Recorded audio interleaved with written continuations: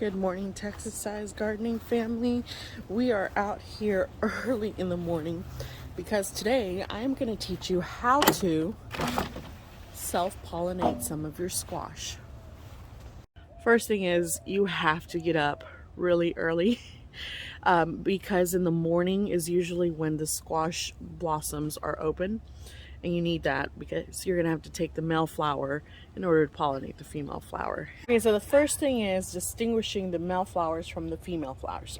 Male flowers, which are gonna be the ones that you're gonna use to pollinate the female flowers with, these are not gonna have a fruit after the flower. So if you notice on this one, here's the flower, there is no bulb, no fruit after it. That's a male flower. Okay, now if you see this one right here, this flower, when it opens up, it's going to be a female flower. And you know that because right after it, there's a squash right there. That's a female flower. Okay, here's another example. This is a different variety. This is a lemon squash. So here, I can see that this is a female flower. When it opens, it's going to be female because there's a flower.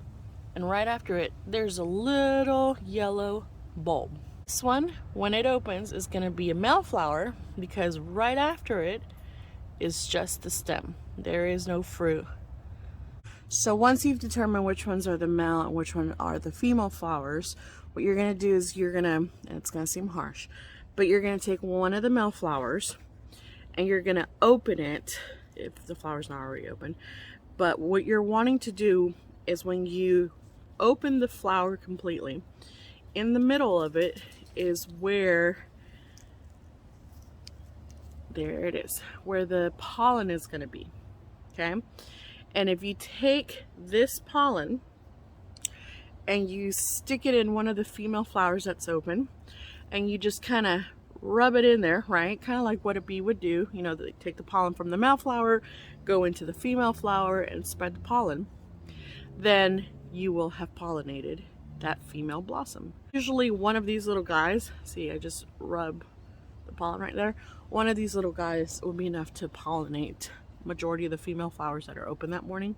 This method of self-pollinating your plants also works great for cucumbers and melons, watermelons, pumpkins, things like that. Here's the thing though, I can do this because I have only like 8 squash plants in here. So I can come out here and I can check them and I can self-pollinate.